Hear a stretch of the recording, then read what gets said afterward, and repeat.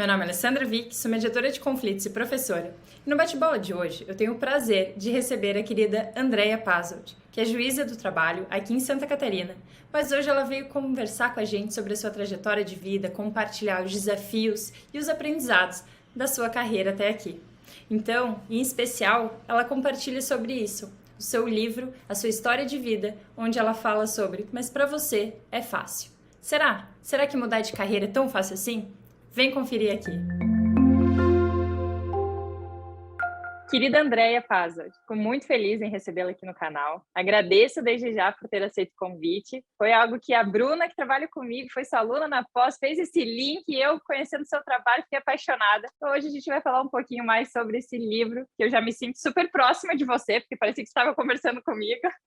Então, para quem ainda não a conhece, conta um pouquinho. Quem é a Andréia Pazzold, para além do currículo? Então, olá a todas, todos e todes, porque é assim que eu geralmente me dirijo às pessoas. Ali, obrigada pelo convite, fiquei super honrada, ainda mais por quem veio, que veio pela Bruna, uma pessoa muito querida. Eu tenho muito carinho pelos meus alunos, a Bruna é uma dessas pessoas. Bom, para além do currículo, acho que eu sou mãe. Acho que a gente começa hoje, depois que a gente vira mãe, a gente primeiro se identifica assim. Eu sou mãe do Arthur, eu sou mulher do Péricles, eu sou corredora, gosto também de uma maromba, entendeu? Gosto de alimentação saudável, mas de tomar um vinho. Então, eu gosto da busca pelo equilíbrio e mulheres estão sempre nesse equilíbrio dos pratinhos. Então, eu sou uma feminista, uma perfeccionista em desconstrução, para sair dessa linha chata do perfeccionismo. Já acho que avancei bastante, o livro é uma prova disso. Então, eu sou essa pessoa que sai até um pouco do convencional que se espera do direito, eu sei, principalmente hoje em dia. Perfeito. E realmente o livro ele passa isso. Parece que você está conversando assim num café com a gente, porque você traz essa proximidade, né? E realmente quebrando paradigmas para quem vem dessa linha do direito, que tem um lado mais tradicional, vem mudando, mas a gente sabe que ainda é uma área bastante tradicional. Então, Eu sou nesse bastante livro, informal, eu não sou de muitas firulas, não sou de um palavreado difícil, eu gosto muito de me fazer entender. Eu quero me fazer entender pelo maior número de pessoas possível. Então, para isso, não é uma linguagem inferior, mas é sempre uma coloquial da melhor forma possível, do jeito mais agradável para quem está lendo. Perfeito. A ideia desse canal também foi justamente isso, é trazer uma linguagem para todo mundo, porque nem sempre fica acessível e eu quero divulgar ao máximo. E esses convidados especiais vêm trazendo cada um com a sua vivência, cada um com a sua, realmente, com o seu olhar único do mundo, que eu acho que é isso que enriquece tanto. E dentro disso, você, no livro, já começo querendo compartilhar. O livro ele é pequeno, mas traz tantas reflexões que, olha, dava para a gente ficar aqui horas falando sobre isso. Uma das coisas que você comentou, o próprio nome, né? Mas para você é fácil. Então, você viveu ali uma questão entre criar a sua e desenvolver a sua própria personalidade e, ao mesmo tempo, teve uma bagagem grande em função do seu pai, que hoje você até compartilha isso no livro, falando que conseguiu equilibrar e aprendeu muito com ele, e tem orgulho disso, mas que teve ali uma fase que foi mais difícil, né? Então, conta um pouquinho para quem está nos ouvindo, que está passando por algo similar, ou nessa de se encontrar, de se permitir e, ao mesmo tempo, respeitar a sua origem. E como que foi essa experiência para você? Olha, eu costumo dizer o seguinte, quando fala, você veio contar a história no livro e tal, e eu me identifico com isso, eu vejo aquilo, e eu falo assim, gente, todo mundo tem uma história boa para contar. A diferença é que eu fui e contei. É isso, né? Então, só que eu tentei fazer dessa narrativa no livro algo que não fosse pertencer só a mim, que não fosse interessar só a quem quisesse saber da minha história, quem quisesse também utilizar aquilo que eu aprendi e, de uma certa forma, encurtar um pouco o caminho que eu tive, sabe? Isso é uma coisa também de professora, a gente é facilitadora, né, da comunicação e dos caminhos, e algumas coisas, se eu tivesse tido alguém que tivesse me dito há alguns anos, teria facilitado bastante o meu caminho, sem problema, porque assim, não tem que ser, que a gente tem às vezes essa ideia de que tem que ser muito difícil para ser relevante, ser interessante, para a história valer a pena, que tem que ser muito, muito puxado, muito difícil. Quando, na verdade, a gente pode ser grata por aquilo que não foi tão difícil e saber aproveitar isso. Essa que é a questão, é você saber honrar aquilo que você recebeu, essa gratidão na forma de, ai, obrigada, não adianta, a sua gratidão é na forma de ação, é na forma de desenvolver aquele potencial que te foi permitido desde o começo já explorar, porque muita gente não tem essa opção. Então, na verdade, é porque eu falo a falácia da meritocracia, que claro que eu saí de um lugar muito superior. Eu saí já de filha de professores que tinham o estudo como valor principal da vida deles. Então, a leitura como uma coisa muito importante dentro de casa. Então, eu saio numa condição de filha de professores, portanto, de classe média, que, como o livro deixa bem claro, sem luxos, mas com tudo o que era necessário, né? E com essa ideia da leitura e essa ideia do estudo muito clara.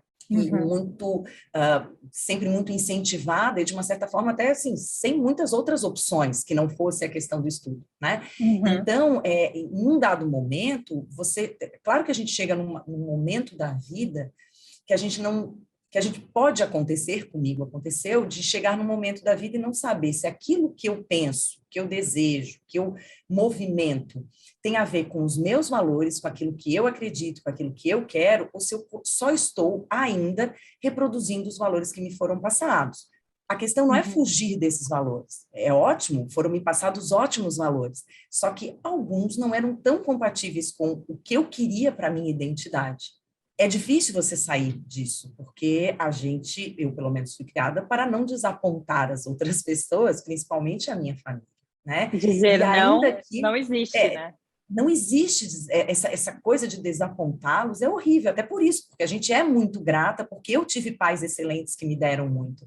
Então, só que às vezes faltou combinar com eles o que era decepção, porque às vezes você pensa que está desapontando e nem está.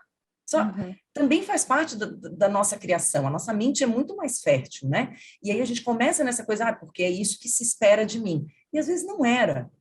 E a gente fica com aquilo travando o nosso desenvolvimento, porque a gente acha que é aquilo que esperam, então a gente está duplamente travada. A gente acha que é aquilo que esperam, e a gente continua fazendo aquilo que esperam que a gente faça.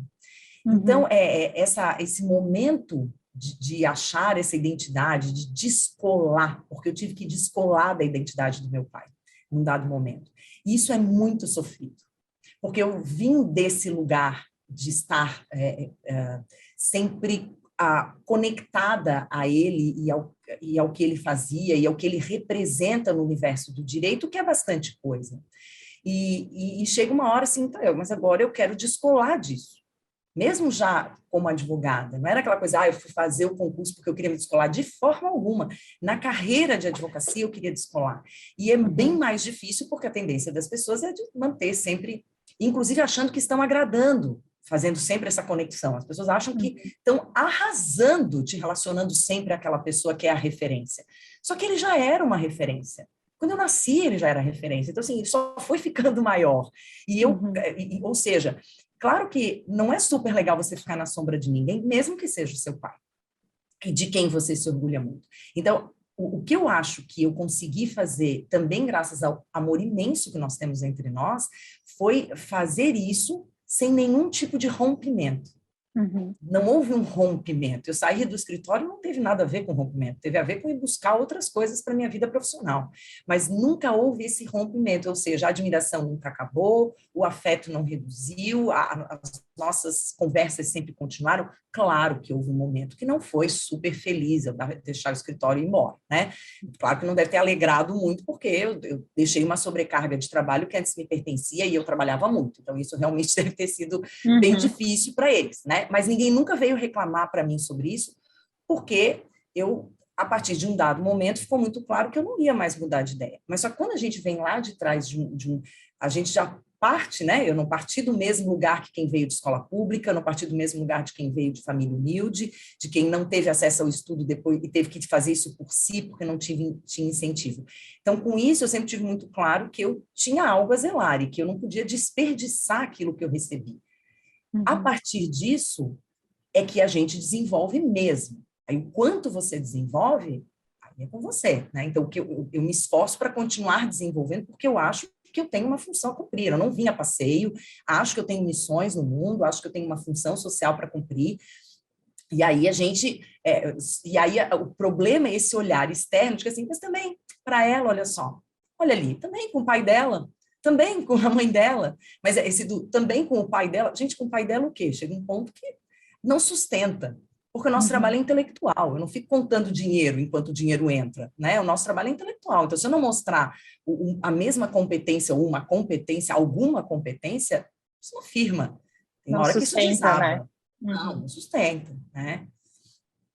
E aqui você falou sobre essa questão de trabalhar com propósito, né? Hoje se fala muito, nossa, como encontrar o seu porquê, que é aquele famoso livro também, né? Ai, adoro. Eu também, é um livro, e também os vídeos dele, também vale a pena para quem quiser saber mais.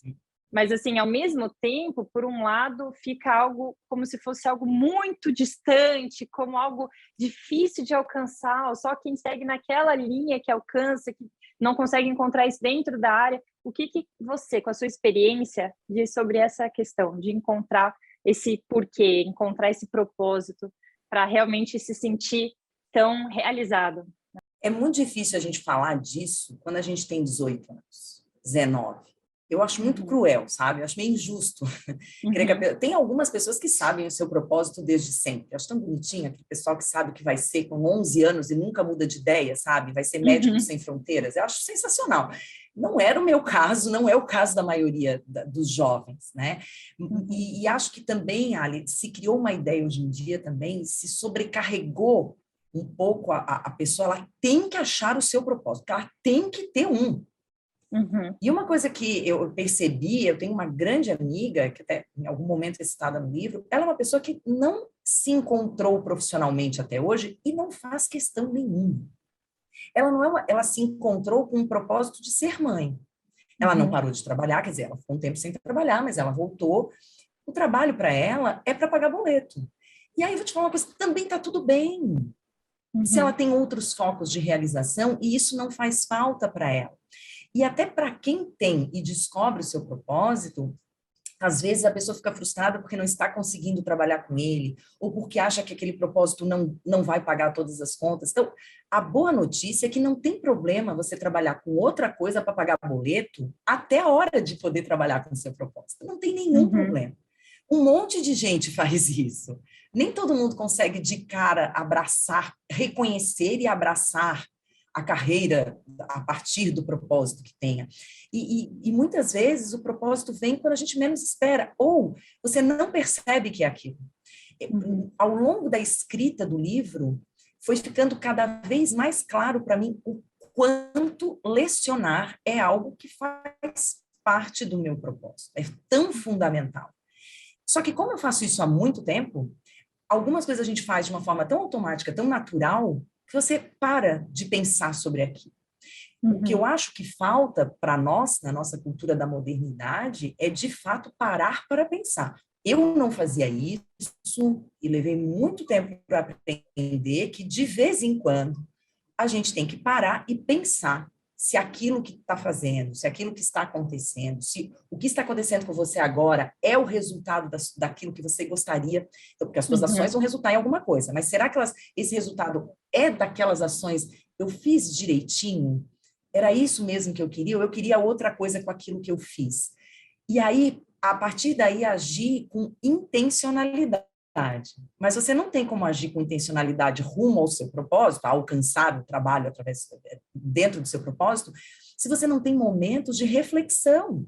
E a verdade é que a gente a gente está sempre ocupado, né? Eu estou sempre fazendo alguma coisa, todo mundo está sempre fazendo alguma coisa e alguma coisa por pouco tempo. E claro, com 22 anos, 23, bom, eu com 25 anos tinha bastante boleto para pagar, eu queria fazer um monte de coisa, não recusava nenhum convite, então você acha que eu tinha tempo para parar e pensar se era aquilo que eu queria estar fazendo? Eu ia fazendo. E eu pensava assim, é assim mesmo. Eu pensava, é assim mesmo que funciona. Hoje eu vejo que, eu acredito que as coisas acontecem quando elas têm que acontecer, de verdade. Eu, quando me formei, não tinha nenhuma vontade de fazer concurso e estava tudo ótimo, sabe? Então, não vou dizer assim, eu descobri o meu propósito depois. Eu não vejo problema também em isso ir mudando com o tempo. Acho que é importante você avaliar de tempos em tempos se é aquilo mesmo. Ou se, de novo, aquilo foi o que servia quando você usava os valores da sua família e agora não te servem mais. Eu conheço pessoas que eram altamente realizadas no trabalho e seguiam firmemente essa ideia do propósito e tal, e principalmente mulheres, e que quando tiveram filhos, pensaram assim, nunca mais que eu volto para isso aí, agora eu quero só uma coisa que me deixe tranquila, eu não tenho mais essas ambições profissionais. E aí o que eu digo, também está tudo bem, desde que seja a sua escolha. Por isso que eu falo, o livro não é sobre a minha história, o livro é sobre escolhas, sobre você estar consciente das suas escolhas. O que não dá é para 10 anos depois dizer assim, ai, que tempo perdido, fiquei criando filho, perdi o mercado de trabalho, onde é que eu estava com a cabeça? Não, você escolheu. Ou não, você não escolheu? Escolheram por você? Você, na vida adulta, permitiu que os outros escolhessem para você? Então é hora de parar e pensar. Quanto tempo você vai deixar que os outros escolham por você? Porque os resultados são seus, as consequências vêm para você, quem quer que tenha feito as escolhas. Então é melhor que as escolhas tenham sido suas. Também para assumir as consequências, caso o resultado não seja exatamente aquele que você imaginou. Mas ainda assim, me parece que você permitir que essas interferências, que esses ruídos mudem. Eu conheço gente, por outro lado, que, sim, teve um filho, tinha planejado ter 3, depois teve o primeiro, disse assim, não, eu preciso ter um espaço para eu continuar sendo quem eu gosto de ser quando eu não sou 100% mãe. Embora a gente seja 100% mãe o tempo todo, que não existe isso de... Ah, como é que divide? Não divide, a gente é mãe o tempo todo, as outras coisas é que a gente deixa de fazer. Mas a gente equilibrar isso, então chegou e disse assim, não, se eu tiver mais filhos, eu não vou conseguir equilibrar. Então, não.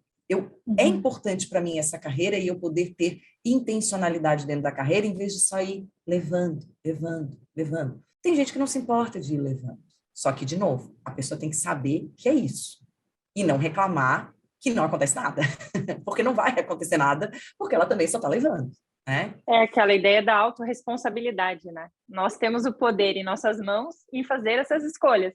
Só que a gente tem uma cultura muito de delegar isso para os outros, né? Então, opa, decide aqui por mim, porque também se não der, a culpa é tua. Né? Então, eu não assumo. Mas, Ali, você tem que... É só você ver os cursos que a gente faz no digital, que a gente participa, mentorias que a gente, né, que hoje em dia a gente tem, você eu sei que tem mentoria também, mas eu já fui já tive uma mentora, e eu vejo algumas, eu tenho uma amiga muito querida que ainda está, ela fala assim, agora eu vou fazer o curso do fulano, eu já fiz o Érico Rocha, agora eu vou fazer o Damásio. Todos esses nomes são familiares para quem é do digital, né? Do marketing digital. Então, são pessoas que estão nesse mercado. E eles ensinam uma fórmula, ou estratégias para você alcançar determinado resultado. Só que você que tem que saber o que você quer fazer.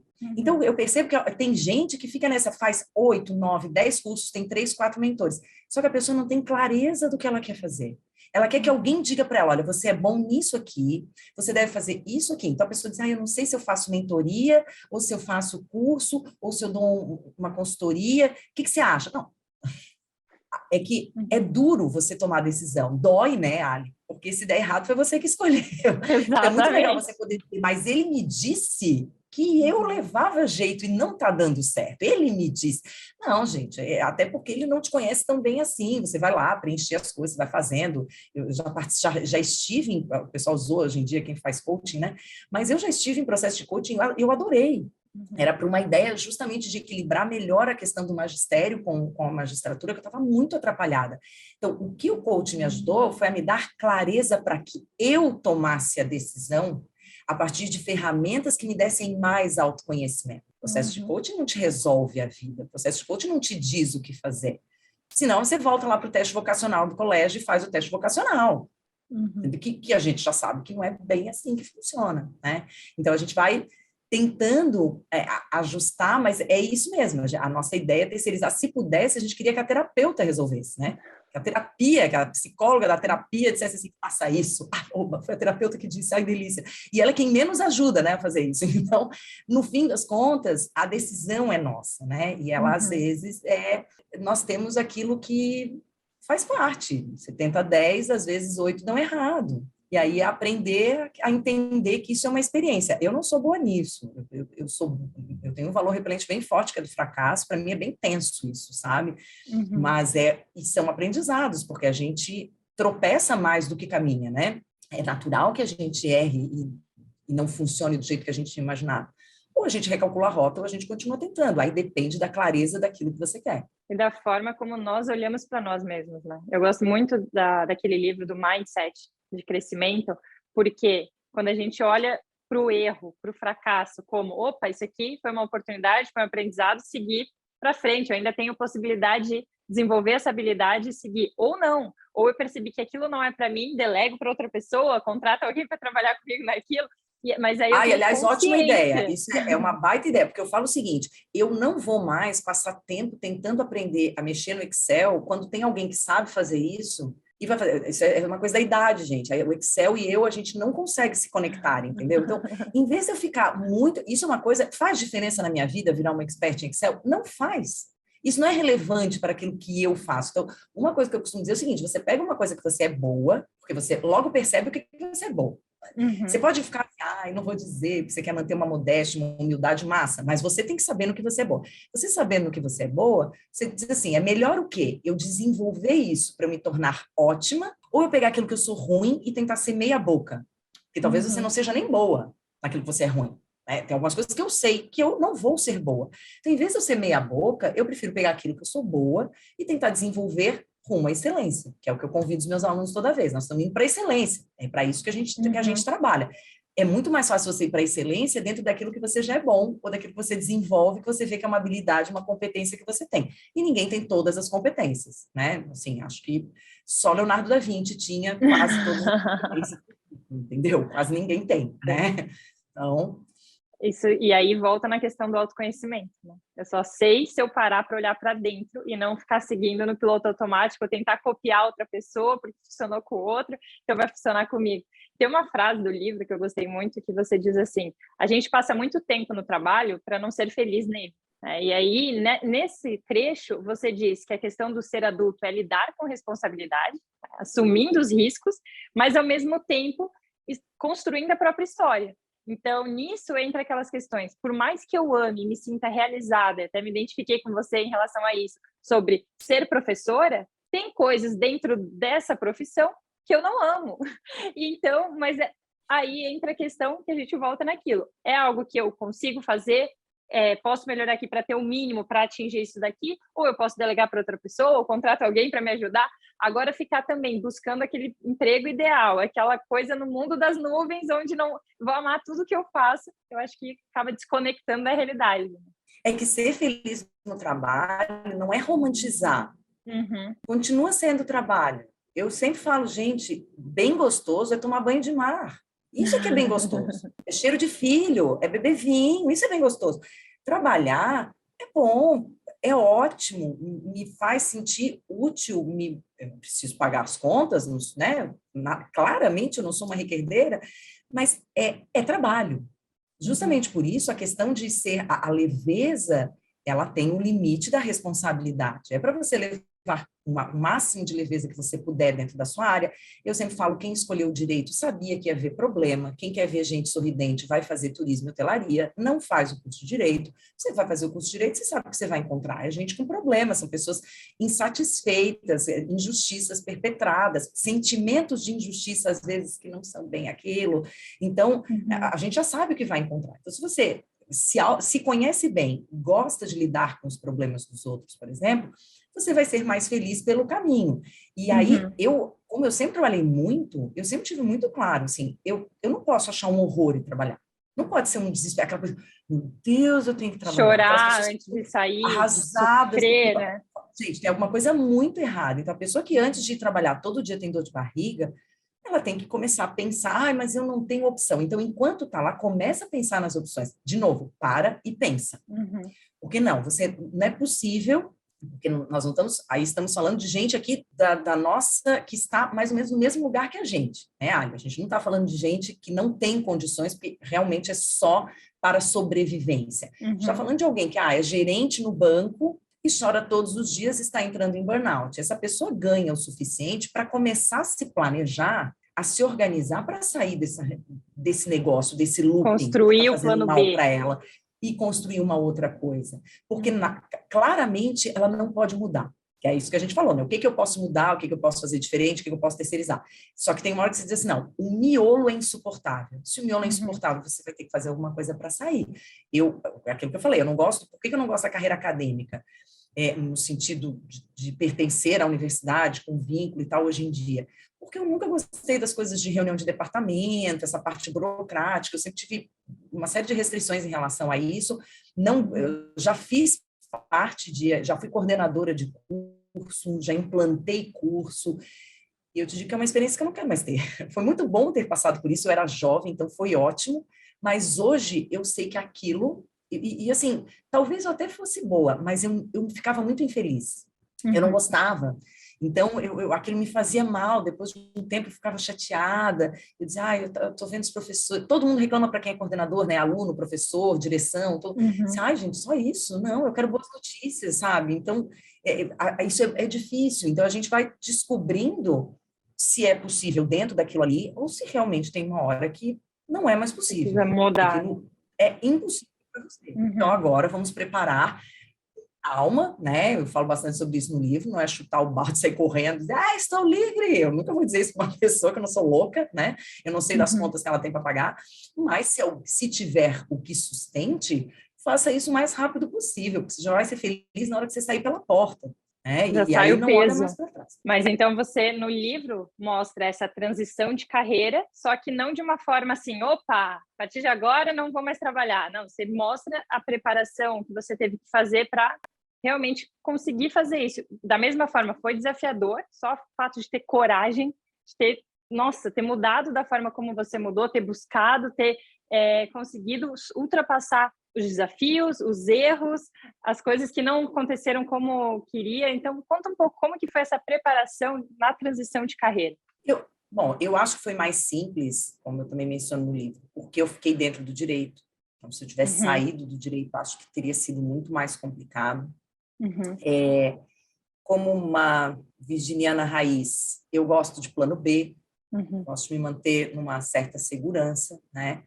Então, como eu nunca parei de dar aula, eu tinha essa possibilidade de continuar sustentando, dando aula, para poder sair da advocacia. Eu, pessoalmente, acho que não funciona quem fica nessa de, eu advogo meio período, aí outro meio período eu vou estudar. Para mim era importante conseguir sair daquilo para realmente me dedicar àquilo que eu desejava. Nesse meio, porque senão eu tenho a impressão de que fica muito fácil da gente dizer assim, pensando bem, vou esperar mais um pouco. Talvez eu espere mais um pouco. E, como eu falo no livro, eu não estava infeliz. Eu não estava profundamente infeliz. Minha vida não era uma desgraça. Eu tive vários... Hoje em dia eu sei que eu tive vários burnouts. É que na época a gente não chamava assim, não tinha nem nome porque a gente só ficava bem louca. Mas eu tive à beira de uma situação nada agradável. Mas eu não estava, eu gostava do que eu fazia.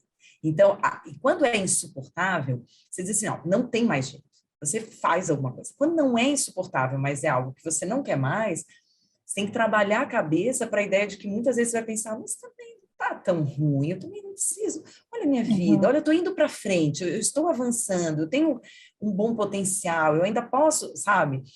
Me parece que quando você está numa situação que tem um certo conforto e que é agradável, que você ainda não está na beira, né, do precipício, se você não tomar uma atitude mais drástica para fazer a mudança acaba não acontecendo, ou ela fica sendo postergada por muito tempo.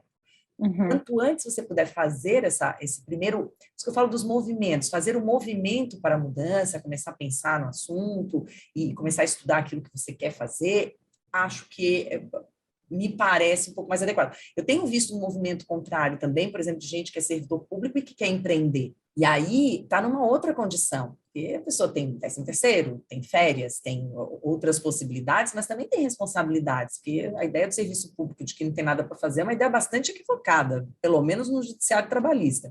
Todo mundo tem muito serviço. Então, a pessoa também tem que trabalhar isso com uma certa antecedência para que funcione com menos carga emocional. Por isso, essa importância de você parar e pensar, e porque, por exemplo, se você sair do serviço público por exoneração, você não volta, né? Então, não é bem assim mudar de ideia, né? Então, para quem pode fazer uma licença sem vencimentos para ver se é isso que gostaria, você tem mecanismos para trazer um pouco para ter um back atrás. Eu tinha aula. Quem não tem, talvez tenha que pensar de uma outra forma. Tem gente que não, tem gente que larga tudo e vai e diz o seguinte, tem pessoas que falam para mim, não tem que ter plano B. Se você tem plano B, você nunca vai Fica investir confortável no ali. plano A.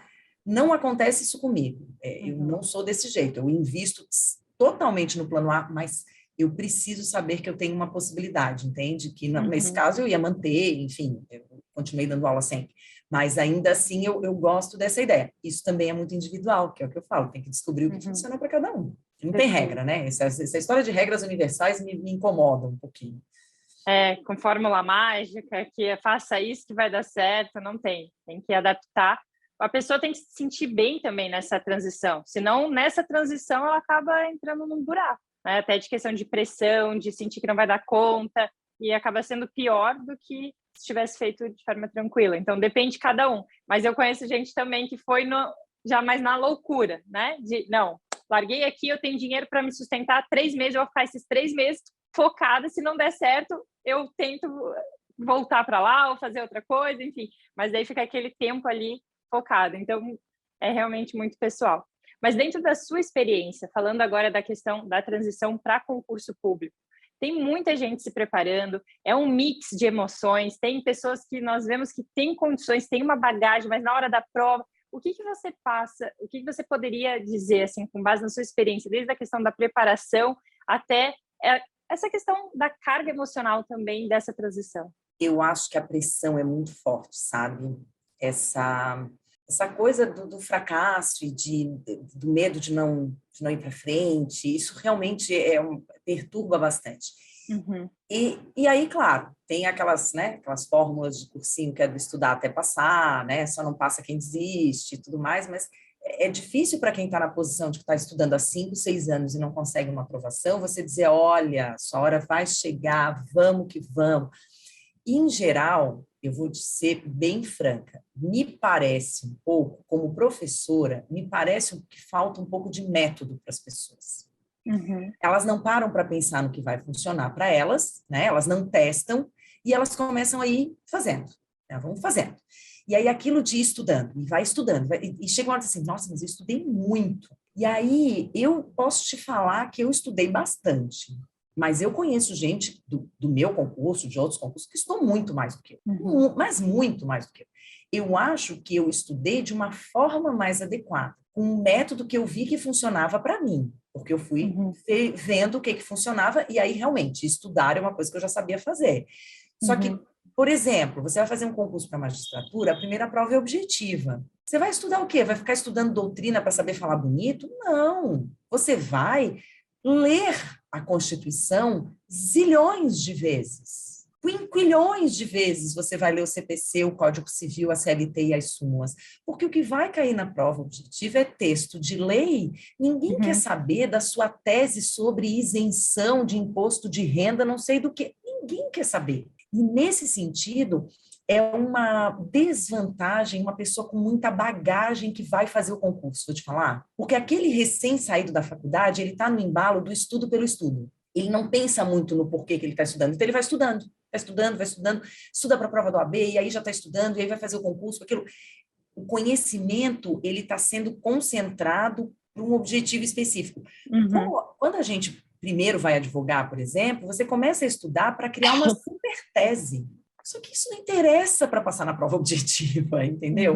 Então, era difícil para mim, até eu sei, porque eu li, às vezes, o autor, aí eu li o José Afonso da Silva, aí eu ia ler o Ingo Sarletti, que eu adoro, para ele falar de direitos humanos, e os direitos fundamentais, ele é o máximo. Eu dizia, para, não vai cair o Ingo na primeira prova. Guarda para depois isso não é a hora de estudar. E aí uma coisa que eu percebi é que assim, começa a estudar direito constitucional, claro, cai muita coisa de direito constitucional sempre em qualquer concurso. E aí a pessoa resolve que ela vai ler 6 livros de direito constitucional, e aí ela chega à conclusão que ela ainda não sabe tudo. E a notícia que eu tenho que dar para a pessoa é que ela nunca vai saber tudo. Tem um componente sorte? eu acho que tem um componente que o Cortella fala bastante, que é a sorte em encontrar oportunidade, sabe? Uhum. Então, a sorte e a oportunidade, elas andam juntas, mas elas estão juntas com uma preparação. A sorte vem para você porque você abre uma oportunidade a partir do quê? A partir do seu estudo. Então, é claro que quanto mais você tiver a cancha de, eu percebo que isso cai bastante, eu percebo que isso interessa. Então, olhar outras provas é uma coisa que eu super recomendo, ficar olhando provas anteriores, porque você vê o estilo de questão. Porque às vezes você está estudando de um jeito, quando você olha a prova, você fala, gente, o que eu estudo não cai. Aí você vai dizer depois que você é azarado? Não, você não é azarado. Então, depois chegou um ponto do meu estudo que a sorte me encontrou, mas porque ela encontrou a oportunidade, entendeu? Eu estava num ponto do estudo que eu estava estudando corretamente o conteúdo. E ali eu passava em tudo quanto era a primeira prova, objetiva. Se me pedisse para aprofundar algum conhecimento, naquele momento eu não sabia. Porque eu não estava estudando. Estava focada, estava direcionada para isso. Tem uma hora que você vai ter que fazer isso. Então, em termos de concurso, tem uma hora que é isso. E aí tem o seguinte, que no livro eu falo muito sobre isso, que é o seguinte, eu não sou concurseira, nunca fui. Eu não sei explicar para alguém como é que se passa em concursos. Eu só sei falar como funcionou para mim para passar na magistratura trabalhista. E eu pessoalmente vejo muita gente naquela de é que eu quero, quando eu pergunto para a pessoa fala para mim, eu quero fazer concurso público. Isso para mim, com todo respeito, não me diz nada. É muito vago. Isso não é uma carreira. Isso me preocupa, porque a pessoa que está falando isso, ela está atrás de algo que, inclusive, se perde cada vez mais, que é a tal da estabilidade, que é a respeitabilidade, que é tudo isso, e uma segurança e tal. E quando, na verdade, eu costumo dizer, o passar no concurso não é o fim, é o começo. E quando você passa no concurso, você provou que você sabia passar no concurso. Você não provou que você sabe fazer o seu papel depois que você passou no concurso. Essa é uma nova etapa. Então, a gente está recomeçando eternamente. E aí, quando você pensa que você entendeu o sistema, tem o PJE. E aí, quando você pensa que você entendeu o PJE, vem a pandemia, suas audiências são por vídeo. Então, na verdade, as coisas estão sempre... E aí, quando você pensa que você está dominando a CLT, vem a reforma trabalhista em 2017. Não tem fim. Eu dava aula de direito civil há muitos anos, e a gente falava do direito ao novo Código Civil, porque eu sou idosa, né, gente? Novo Código Civil, novo... Nem novo mais é, mas eu dei aula do Código Civil de 16. Quando eu me formei, estava longe, e ninguém achava que ia passar, essa que é a verdade. Então, a gente está sempre nessa construção. Para mim, foi uma vantagem, porque eu estudei aquele Código Civil de 2002, né? Eu dava aula de direito civil, então eu sabia ele inteiro, eu sabia as disposições finais. O meu cérebro é muito seletivo, não sei mais, porque eu não preciso mais saber, eu guardo o que eu preciso, né? Então, mas na época eu sabia. O que aconteceu? É claro que quando eu comecei a fazer o concurso, tinha acabado de entrar em vigor o Código Civil. Então, o que cai? Texto de lei. Ninguém inventa, porque não tem doutrina ainda, só tem o texto de lei. Então, você vai percebendo esse tipo de coisa, que assim, direito do trabalho, vão cair as súmulas e as orientações jurisprudenciais. É o que vai cair na prova objetiva. Você tem que saber isso, você tem que ler isso todos os dias da sua vida. E ler com aquela leitura infeliz de, se não é decorar, é ter aquela noção muito clara, pelo menos do contexto, sabe? Do que aquilo tem como ideia principal, porque eu não sou ótima para decorar, mas eu conseguia ter entrar na cabeça do que aquilo significava, que eu acho que no fim é o que importa. E aí, quando você está nessa coisa da primeira prova, aí daqui a pouco você, bom, agora eu tenho que começar a estudar para a segunda, que aí você vai ter que desenvolver raciocínio. Aí vem a diferença entre quem sempre estudou na vida e quem começou a estudar agora. Também vem a diferença entre quem sempre leu e quem agora tem que ler, porque se não ler, não está estudando. Porque aí eu vou dizer o seguinte, eu tenho eu fiz um post no Instagram que eu gosto bastante sobre, e eu falei sobre isso no ano passado num congresso também, são as formas de aprendizagem, né? Tem gente que é auditivo, tem gente que é visual e tem gente que é sinestésico. Uma coisa que eu acho muito importante para quem estuda é descobrir o que você é. Então, você gosta de ouvir? Eu tenho podcast para quem é do tipo auditivo. Conheço muita gente que é auditiva, que gosta de ouvir, que também quer fazer o aproveitamento de tempo, são pessoas com menos tempo, mas pessoas que absorvem ouvindo. Tem gente que só absorve lendo, vendo. E tem gente que são os visuais. Então, essas pessoas, a pessoa que é visual, com toda a franqueza, não devia se matricular em cursinho, porque ela não aprende ouvindo, ela aprende lendo, ela tem que comprar apostila e livro, porque não faz diferença para ela. o que as pessoas estão dizendo. Então, às vezes, assim, todo mundo que passa no concurso faz cursinho. Para começar, eu, como dizia minha mãe, não sou todo mundo, porque eu não fiz o cursinho. Então, porque eu sabia que o meu jeito de estudar não ia bater com aquilo do cursinho. Eu não sou uma pessoa de macetes. Não sou. Eu sou uma pessoa de compreensão. Então, os macetes não funcionam para mim. Então, eu já sabia que não ia dar certo isso de decorar artigo constitucional por macete, por musiquinha. Isso aí nunca funcionou comigo, nem na tabela periódica. Então, que era o que todo mundo fazia, né? Mas eu gosto da ideia da compreensão. Então, e o sinestésico é aquela pessoa que estuda em movimento. Eu tenho uma colega que quase tudo que ela faz enquanto ela está pedalando, ela tem uma bike, não uma bike ergométrica, mas uma bike com rolo, porque ela é triatleta, e quase tudo que ela faz enquanto ela está pedalando. Então, ela precisa de um movimento para ela ficar atenta a alguma coisa. Tem gente que precisa do silêncio. Então, quanto antes você souber que tipo de aprendiz você melhor vai ser aproveitado o seu estudo. Então, se você é uma pessoa auditiva, realmente, talvez você tenha que comprar um curso online se você não tem condições de ir, né? Se não pode assistir. Estamos falando de épocas normais, né? Não do que a gente vive. Parece que nunca mais vai acabar, mas enfim, um dia acaba. E aí você tem que perceber, se você é auditivo, vale a pena. Se você é uma pessoa muito visual, não sei se vai ser tão útil. A pessoa sinestésica geralmente também faz resumo, ou não, ou ela só gosta de ouvir aquilo em movimento e tal, gosta de transformar em música, gosta de transformar em quadros gráficos, gosta de fazer mapa mental. Eu sou uma pessoa do resumo. Eu gosto de ler depois o que eu escrevi. Eu aprendo quando eu escrevo. Se você percebe isso, eu vi outro dia uma professora que eu gosto muito, respeito muito, mas dizendo, não façam resumo, que isso é estupidez, é perda de tempo. Eu falei, isso é muito individual. É muito individual. Eu viajava com os meus cadernos. Eu levava a Constituição e os meus cadernos, porque eu fazia tudo no caderno. Porque eu gosto de escrever, é assim que eu aprendo. Se você sabe disso logo, você direciona e monta o seu cronograma, o seu jeito, a sua estratégia de estudos com base na sua habilidade. E não naquilo que o outro passou. E outra coisa que é muito importante é parar de considerar que tem 2.000 candidatos, que tem 20.000 candidatos, que tem 50.000 candidatos. Gente, você vai lá e você vai fazer a sua prova. E é muito mais você com você mesmo, né? Ali de se superar. Com certeza. Senão também é uma pressão muito forte. Dizer, eu tenho que ultrapassar, tem 100 vagas. Então, nossa, tem 19.900 pessoas que não vão passar. Sim, mas tem 100 que vão passar. E aí não dá para ficar... Senão, realmente, aí é muito estressante, sabe? A pessoa fica numa pira muito louca. Porque na vida você está competindo com todo mundo o tempo todo. Não dá para ficar pensando nisso, né? Então, as pessoas... desde pequenininho, então não vai funcionar, né? É melhor você já sair daquilo e ficar naquilo que pode... Tem gente que funciona melhor competitivamente. Beleza. Descubra e faça do jeito que funciona para você. Mas sendo um ou sendo o outro, eu acredito que quando a gente fica muito pensando no futuro e se fica aquela ansiedade, aquela pressão. Agora, quando a gente foca nisso, por exemplo, que você falou da rotina, eu também sou muita rotina, que sou ex-atleta, era tenista, hoje é só um hobby, mas assim, o que eu aprendi com o esporte foi isso. Quando eu estou focada no agora, eu consigo dar o meu melhor, depois eu paro, depois eu penso nas outras, mas agora eu estou aqui. Então, nesse momento, eu estou aqui com você focada 100%. Não estou olhando o meu celular, não estou olhando preocupado com meu marido, com as outras coisas do trabalho. Senão, eu não estou nem aqui com você e nem lá. Então, acho que isso também é uma coisa muito assim, importante quando a pessoa está, não só para concurso, né? Mas para a vida, de conseguir estar focada no agora. Esporte ajuda muito, né?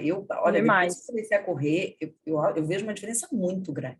Na parte de disciplina, de resiliência, foco, de perceber quando é hora de parar, de conhecer os limites, de saber quando é para avançar, de saber quando é para voltar, de persistir quando aquilo realmente, de perceber quando aquilo realmente importa para você. Acho que o esporte ensina muito isso. A corrida, para mim, fez toda a diferença nisso, sabe? E quem pratica esporte sabe, pois é, mas é que tá frio, é que tá chovendo, isso, joia, é isso, a planilha tá ali te esperando, ela não vai a lugar nenhum, então, a gente vai começar se você souber transportar isso para as outras áreas da vida, e claro, é super legal, tem um monte de método, eu também falei uma vez do método Pomodoro, que eu acho super legal esse método Pomodoro, que não sei se você já viu.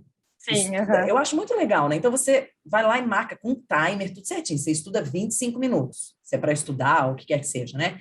E aí, você vai parar 5 minutos. Aí, você vai fazer 4 blocos desse 25 minutos, 5 minutos. Vai dar 2 horas. Mas tem que estudar 5. Não, você vai parar, você vai dar uma volta, você vai fazer um lanche, porque o seu cérebro aprende depois, né? Assim como quem faz musculação sabe que o corpo desenvolve no repouso e não enquanto você está inflamando os seus músculos com a musculação. Exato. Então, a gente Por tem isso que que a aprender... alimentação, né, do pós também Claro, treino essa é super história, importante. sabe que eu dava aula em Brasília, no cursinho preparatório para concurso, que era, nossa, era muito legal. Foi uma experiência muito maravilhosa. Veja, eu dava aula no cursinho e eu não fiz cursinho, né? Porque realmente não era para mim. Mas o cursinho era muito legal. E eles tinham um negócio que chamava madrugadão. Foi o único que eu nunca aceitei, porque eu dava aula sábado, domingo, eu ia para Taguatinga, que é a cidade satélite, dava aula lá e tal. Uma vez, a primeira vez eu tinha ido morar lá, não fazia tanto tempo, e eu fui para outro lugar, enfim, fui para outra cidade satélite, mas tudo bem, né? Eu lembrava de Legião Urbana com as músicas assim, Faroeste Caboclo, e eu lá na Ceilândia, e eu pensando, gente, eu estou na Ceilândia, eu não sei nem onde é que eu estou. E aí eu não tinha GPS, né, gente? Não tinha nada disso. Tinha gente perguntar assim para um senhorzinho, como é que eu volto para Taguatinga? Aí o moço olhava para mim, você quer ir para Taguatinga? Eu estava muito fora, assim. E aí eu fui, eu dava aula nos finais de semana, mas eu nunca dei aula nesse madrugadão. E a coordenadora dizia, ai, André, mas vem, porque você é animada. Eu falava, primeiro que eu não sou animada às 2 da manhã. E esse madrugadão era da meia-noite às 5. Eu falei para ela, eu não acredito nessa estratégia, nesse método. Eu não acredito. Eu acho que é um grupo muito pequeno de pessoas que realmente tem esse relógio biológico que super capta e funciona nesse horário. A grande maioria das pessoas está com melatonina sendo produzida e precisa dormir, descansar, para o conhecimento entrar enquanto ela está dormindo, e ele está relaxado para fazer a prova. Então, o madrugadão era de sexta para sábado e a prova era domingo. Eu falei, gente, isso é uma bobagem. Nossa. Eu não acredito nesse método, então eu não vou dar aula para esse pessoal, porque eu acho que eles deviam estar dormindo. Eu não acho que eles deviam estar estudando. Aliás, eu acho que se eles estão precisando estudar agora, é porque eles não têm a menor condição de passar. E se é agora que eles acham que eles vão aprender o que eles não aprenderam na véspera, agora, não vai dar, entendeu? É diferente você chegar lá, eu sempre cheguei na prova com a Constituição, né? Eu chegava no concurso, eu abria a Constituição e eu lia a Constituição antes da prova começar, porque eu nunca tinha amigos nas salas, assim, as pessoas fazem cursinho, então elas se conhecem, né? Quando chega na prova, e eu não conhecia ninguém. Então eu sempre lia a Constituição, mas é diferente, não estou estudando. Para estudar, não, gente, você tem ali, por isso a importância de você estabelecer um método, criar um hábito, ter as suas deixas, porque a gente aprende isso no esporte também. A pessoa fala, como é que você acorda tão cedo para ir correr? Porque eu odeio acordar cedo, é só para ir correr mesmo. Eu falo, eu deixo tudo pronto, toco o despertador, eu levanto e vou. Nem penso. Se pensar muito, é óbvio que eu não vou. Se eu pensar, não vou, entendeu? Eu fui facilitando a minha vida. Eu faço jejum intermitente, eu corro em jejum, então eu não preciso comer, então com isso eu consigo dormir um pouquinho mais, com isso eu já tenho aquela disposição, eu não preciso comer mesmo, é só tomar um café preto e sair. Você vai montando aquilo que funciona para você. E isso, de novo, né, Ali? O bom e velho autoconhecimento. Isso ninguém te dá. Você tem que observar. Tem que testar, tem que sentir, tem que ver, opa, isso aqui eu me senti bem, isso aqui não. Mas também cuidar com a autossabotagem, né? Porque eu acredito assim... A gente é ótima em autossabotagem. Nossa, a gente é ótima. Eu Mulher, acredito então, é um muito sucesso. nisso. Mulher é um sucesso com a autossabotagem. E aí fica se limitando ou não fazendo certa coisa, justificando, dizendo que é isso, que é aquilo, que é, por exemplo, aqueles 5 minutinhos de preguiça ao acordar de manhã. Eu tenho a rotina de acordar às 5 da manhã durante a semana. E porque, para mim, acho não bonito. tem nada melhor. Da manhã eu acho bonito. Eu acho lindo. Eu não sou o milagre da manhã. Eu acho lindo quem acorda às 5. Mas aí entra a questão do autoconhecimento. Tem que ver se aquilo faz sentido. Então, poxa, eu às 5 não funciona. Ok, então não vai forçar para acordar às 5. Mas também tem que cuidar, ok, coloquei que eu vou acordar às 7. Aquela preguicinha matinal, ela pode acontecer mesmo às 11 da manhã, ela pode acontecer a qualquer horário. Então tem que cuidar com que a autossabotagem com o autoconhecimento. E dentro disso que você falou, eu esses dias até compartilhei nas redes a questão que disciplina dá liberdade. Muita gente fala assim, eu vi. Nossa... Eu sempre falo isso, que a disciplina é verdade. Gente, Legião Urbana, Renato Russo é um gênio. Total isso. Porque é a disciplina que depois a gente consegue tempo para fazer tudo, que vai alcançar o resultado, que é aquele nosso foco, nosso sonho, e não vai ficar aquela coisa, como eu gostaria disso. Não, se você realmente gostaria, você tem que colocar aquilo como fazer parte do teu dia a dia, senão vai ficar lá, talvez um dia, quem sabe, não sobra tempo para isso e passa mais um ano. Mas é o pessoal que diz que não tem tempo para atividade física, né? Exato. Eu desafio essas pessoas a ficar meia hora fora do celular. Eu desafio. Exato. Assim, o tempo tem uma proporção direta com prioridade, com a importância que você dá para as coisas. Completamente. Então, assim, e as suas escolhas de agora refletem quem você será depois. A gente agora está construindo como a gente quer que o nosso corpo seja quando a gente tiver 80, porque a gente quer ter 80, 90. Com 70 vai ser mais difícil da gente deixar um corpo forte, né? Agora a gente pode ir preparando. Então, a gente... Com autonomia, sem depender dos outros. Tem Exatamente. músculo, Então, o tem, mais importante tem não é para ficar gato aos saúde. 80, é para ser minimamente autônoma, para não precisar que peguem um copo d'água porque você não consegue levantar e buscar um copo d'água na cozinha. Você não consegue ir ao banheiro sozinha. Então, assim, é uma questão da autonomia mesmo, de você se sentir bem. E isso faz parte, então, portanto, é a importância que você dá. Se você não dá importância para isso, isso nunca vai ser uma prioridade para você. Nunca, Exatamente. né? Isso é em tudo, né? Eu acho que eu falo do esporte, do exercício, porque eu acho que o exercício é uma coisa que é presente dessa forma, e agora eu tenho visto assim, que as redes, até um certo ponto, são ótimas, porque tem aulas, você tem 1000 aulas no Instagram, 1000 aulas no YouTube, mas tem que fazer aula, né? E aí volta a disciplina, volta aquilo Fazer que... aula, entendeu? Só olhar e achar bacana não adianta salvar essa aula. Gente, sério. Semana que vem, quando sobrar tempo, eu faço. Nunca vai sobrar, né? Nunca sobrará, jamais. Sim. Imagina. E como isso também reflete no resultado, no desempenho, no foco, em tudo. Quem está querendo estudar para concurso, se não para um pouco para cuidar da saúde, aquilo ali vira uma bola e não vai ter o melhor desempenho. Então, quando a pessoa fala, mas eu não tenho tempo para isso hoje. Opa, peraí, vamos rever. O que você faz? Quais são as distrações durante o dia? O que está realmente consumindo ali seu tempo? Então, é possível. Claro, cada um tem que adaptar dentro da sua rotina, vai ver quantas vezes consegue colocar, qual é o tempo em cada dia, mas que é possível é uma questão realmente de prioridade, completamente. E, André, tá uma delícia esse papo. E quando você foi falando agora dessa questão que você também se identificou no esporte, né? Isso a gente não está dizendo que todo mundo a partir de agora tem que correr maratona, que tem que treinar todos os dias e que tem que acordar às 5 da manhã, de forma alguma. Mas precisa olhar para dentro, precisa perceber como que eu me encaixo, o que eu gosto de fazer. Então, é muito do autoconhecimento, de novo, para conseguir alcançar, seja o concurso público, seja uma transição de carreira. Corrida, por exemplo, eu falo da corrida, porque eu vou te falar o seguinte, a corrida é uma coisa muito simples. Você não precisa de um parceiro, como você precisa no jogo de tênis, por exemplo. Eu vejo, tem gente que joga vôlei, aí naquele dia que 2 do time não podem, não tem treino. Não tem treino, acabou o treino. Então, você ter um esporte... Eu nunca fui boa... Estou falando isso, porque eu também nunca fui boa em esporte de equipe, tá? Então, eu estou bem tranquila para falar, porque eu era um lixo, ninguém me escolhia, então eu fico assim, amargurada. Mas eu perceber que a corrida era uma coisa que só dependia de mim, foi muito importante para eu dar andamento a isso. Sabe? Então, a corrida tem essa coisa de... Exatamente, ninguém precisa correr maratona, gente. Você corre 5 quilômetros 3 vezes por semana, você está fazendo uma atividade regular. Parabéns. É sempre parabéns, né? O que eu falo para as mulheres com mais de 30 é, se você ainda não decidiu o que você quer fazer, se você não achou nada tão legal ainda, faça musculação enquanto você decide, porque da musculação você sempre vai precisar.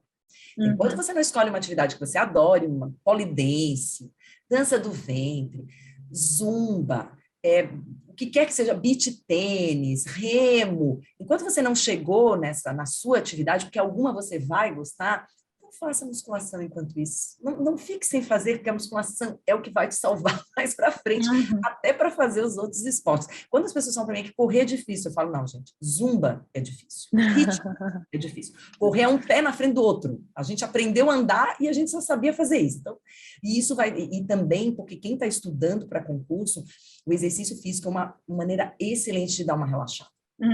Eu tinha que fazer exercício, porque senão meu corpo doía. Quem trabalha com a mente, se não movimentar o corpo, o sono fica prejudicado, começa a ter dor nas costas. E aí, no fim, gente, você está toda estragada estudando, porque eu tenho que passar, então eu vou passar com dor nas costas, com problema na lombar, com problema na cervical, mas eu vou passar. E o pior é que, às vezes, tudo isso e a pessoa não passa. E a pessoa pensa assim, eu abri mão de absolutamente tudo, até da minha saúde, e eu não passei. E aí, isso é injusto. Porque, na verdade, algumas coisas sobre as quais você abriu mão, elas eram necessárias para você poder alcançar de forma saudável e adequada esse objetivo. Exato. Às vezes você ficou tão frustrado por ter perdido ter deixado de fazer tanta coisa, que aquele estudo também não estava rendendo do jeito que ele ia render.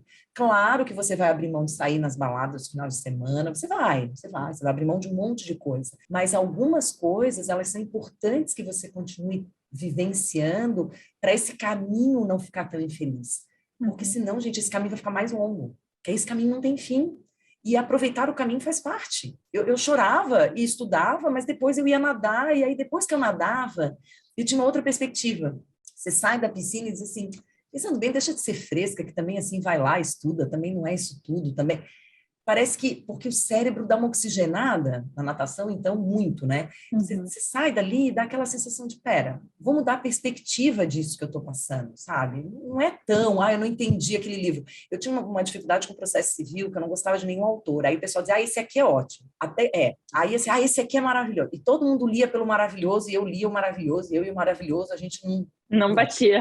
Não batia o maravilhoso, até que voltei para o Ovidio Batista, entendeu? Que, meu Deus, já era velho quando eu era jovem, quando eu estava na faculdade, ele já era muito velho. E aí eu descobri que a essência do processo civil, para mim, tinha que ser pelo Ovidio Batista. E aí, assim, paciência. E todo mundo dizia para mim, você não estuda pelo Fred Didier? Não, eu não estudo pelo Fred Didier. Para mim, não funcionou. Até para isso tem diferença, sabe? Eu falo da leitura, né? Eu sou leitora. E às vezes as pessoas dizem, que eu não gosto, porque eu li uns livros de poesia, eu não gostei. Eu não me conecto com poesia. É meu. Eu me conecto com literatura e com não ficção, de uma forma muito boa. Mas eu não me conecto com poesia. Então, não é para mim. Então, eu não vou ficar insistindo. Eu prefiro ler bons livros de literatura que me agradem do que ficar tentando gostar de poesia, né? E aí a pessoa, às vezes, assim, eu vou fazer um concurso para o TRT, porque aí são 7 horas de trabalho. Aí a pessoa odeia direito de trabalho. Ela tem ódio de estudar direito de trabalho. Só que se ela não estudar direito de trabalho, ela não vai passar nesse concurso. Ela estuda com ódio no coração, porque ela não gosta daquilo que ela está estudando. E aí ela esquece que depois que ela passar, ela vai trabalhar mais ainda com isso. Todo dia. Será que não é melhor rever e pensar se é isso mesmo que a pessoa quer fazer? Será que não...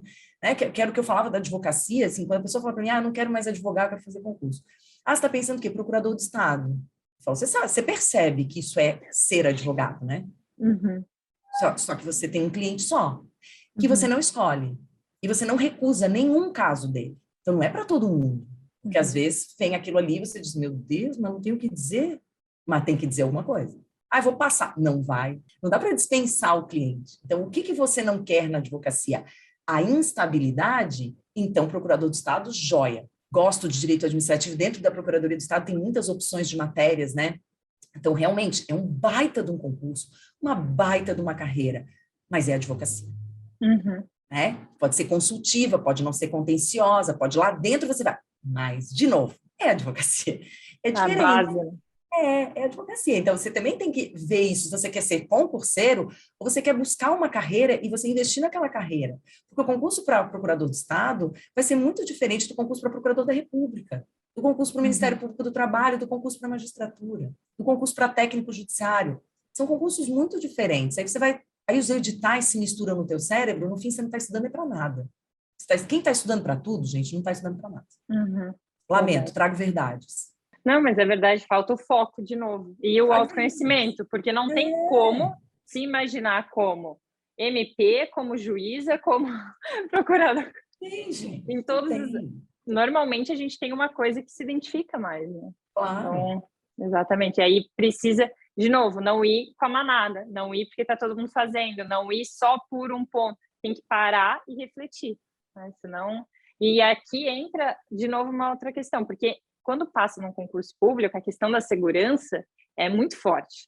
Então, ter a tomada de decisão de transição, depois que já tem uma certa segurança, deve ser algo muito desafiador. Então, pensar mesmo antes de abraçar algo para não ter essa dificuldade. Mas essa história de usar o concurso de uma coisa como escada para outra. Porque depois, se a pessoa passa para analista judiciário ganha bem. Entendeu? Ainda mais assim, se é uma pessoa jovem, que estava ganhando 1.500 no estágio, de repente ela está ganhando 9.000. Assim, cara, ela está ganhando muito dinheiro, né? E aí, diz assim, bom, mas aí eu tenho que estudar porque eu quero, na verdade, o MP. E aí ele acaba pegando uma funçãozinha, daí ele está ganhando mais, e aquilo fica muito mais difícil ter a disciplina, porque, na verdade, é tentador, é confortável, né? Eu gosto do trabalho, ai, vou ter que estudar tudo de novo. E aí, poxa, eu já trabalho 7 horas, vou ter que chegar em casa e estudar à noite. Então, você realmente tem que querer muito. Eu tive alguns assistentes, os meus assistentes, eles costumam voar, sabe? Eu fico muito feliz, porque é sinal de que eu ajudo eles a baterem Ajudou as a asinhas, impulsionar. sabe? E eu tive um excelente assistente que hoje é dono de cartório. Ele é o único concurso para ser rico, né, gente? É o concurso para ser rico, você passa no concurso de cartório. Então, ele passou no concurso de cartório e ele é rico. E ele, eu brinco que ele é rico, né? Nem sei, imagina. E ele, quando ele veio ser meu assistente em Balneário Camboriú, a gente teve uma conexão imediata totalmente excelente. Ele era sensacional. E com conexão mesmo, de lidar bem, além dele ser muito bom. Só que ele, em uma semana, ele falou para mim, doutora, eu estou estudando para cartório, então eu não vou ficar para sempre. Isso foi muito importante, porque aí nós dois trabalhávamos sabendo que era provisório. Não teve quebra de expectativa Eu ali. nunca fiquei assim, ele vai mudar de ideia, não sei. Claro, quando ele passou, eu chorei, ele chorou, choramos todos, enfim, quando ele foi embora, tal. Porque no fim levou 1 ano e pouco, né? Porque não é tão fácil. Mas eu já não tinha criado a expectativa e com isso ele não saiu do foco, porque ele me contou. Então, às vezes ele dizia para mim, a senhora quer que eu fique até mais tarde? Eu assim, de jeito nenhum, você tem que estudar. A senhora quer que eu venha amanhã? Mas não, você tem que estudar. E aí eu também participava desse negócio com ele, entendeu? Aí Colaborava ali junto. o meu assistente aqui em Itajaí passou para a magistratura estadual. Gente, as sentenças que ele fazia tinham sempre muitas jurisprudências, né? Porque a pessoa estuda loucamente, né? E eu sabia. Então, assim, ele fazia sentença. É aquilo já, ou seja, você já está pensando na carreira, se visualizando na carreira. E se visualizar na carreira ajuda muito no estudo. Ajuda, porque você se visualiza fazendo aquilo. E realmente exige esse não perder o foco para conseguir dar seguimento quando tem essa questão da segurança. Obrigada, André, por toda a partilha. Realmente foi uma delícia esse encontro.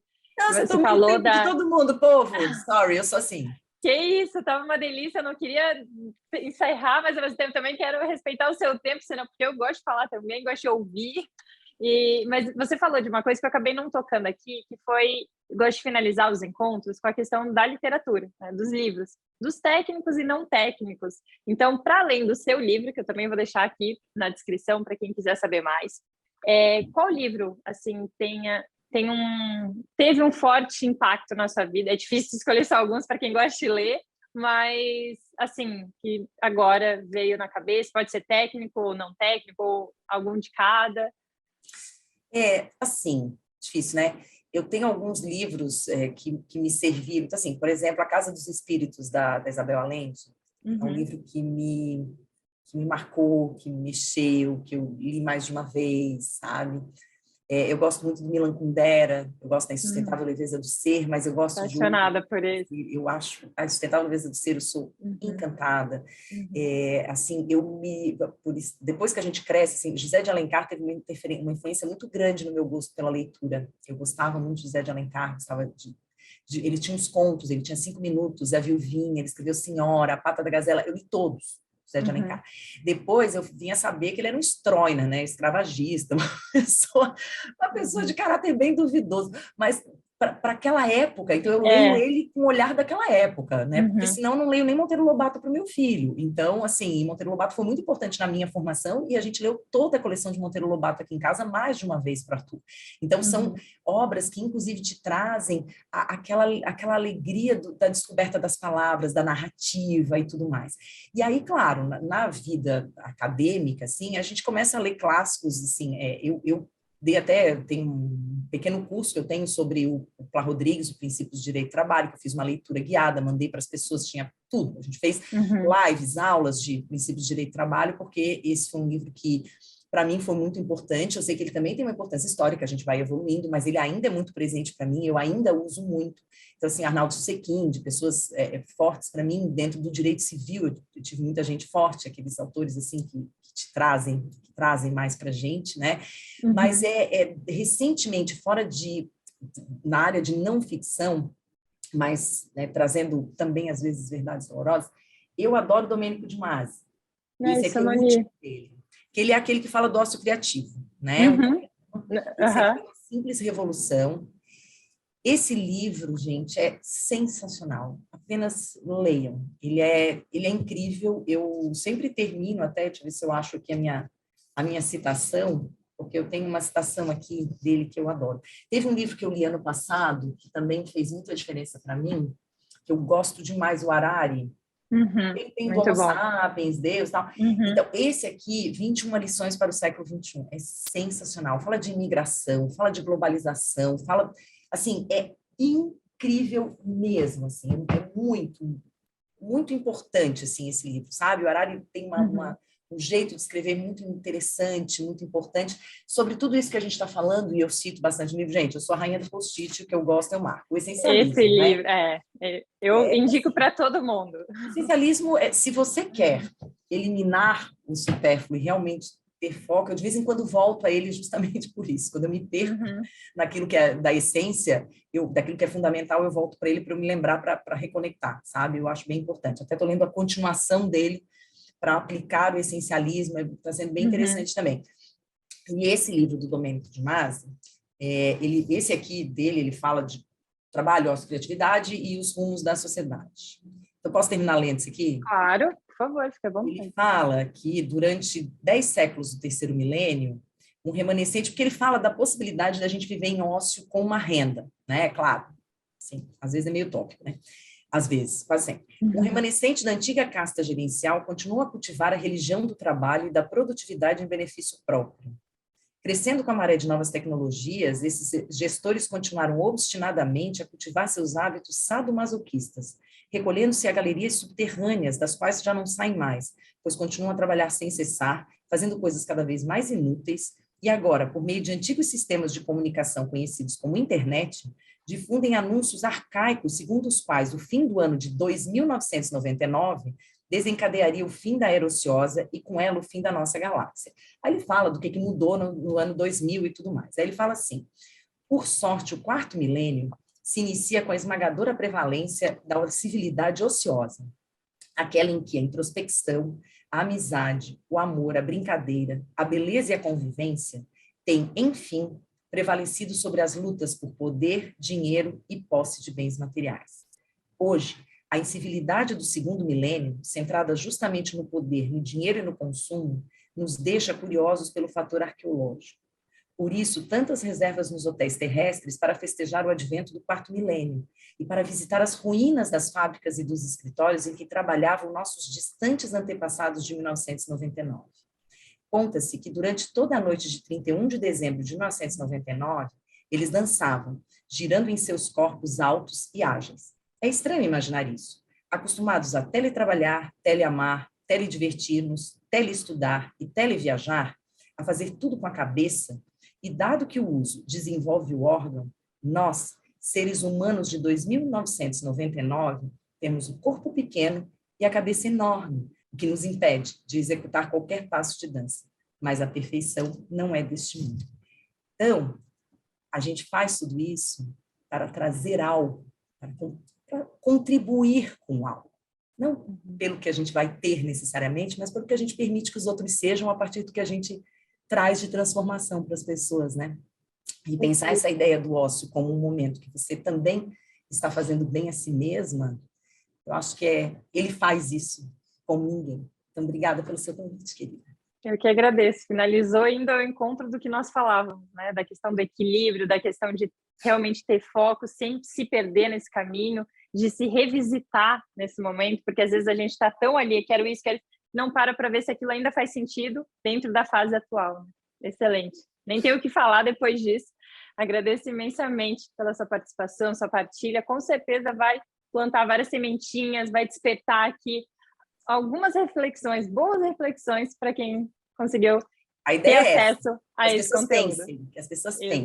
Depois a gente coloca na descrição, você coloca o link da Amazon do livro, que eu vou ficar muito feliz. Quem quiser depois mandar feedback do livro, vou adorar. Tá bom? Perfeito. Obrigada. E ele é um livro que é para devorar. Eu comecei, já devorei. Nossa, uma delícia. E eu realmente me senti super próxima de você, porque você ia compartilhando com uma naturalidade, uma transparência muito grande, né? Você foi mostrando junto com aquilo o aprendizado, a vulnerabilidade, os ensinamentos, foi muito gostoso. Então pode deixar que deixa na descrição, sim. Tá bom. Obrigada, viu? Tá? Para quem quiser, deixa aqui nos comentários se for com alguma dúvida, se quer alguma coisa. André é super acessível também nas redes sociais, senão eu entro em contato daí atrás. Fiquem à vontade. Agradeço por ter assistido o vídeo de hoje e encontro vocês na próxima semana.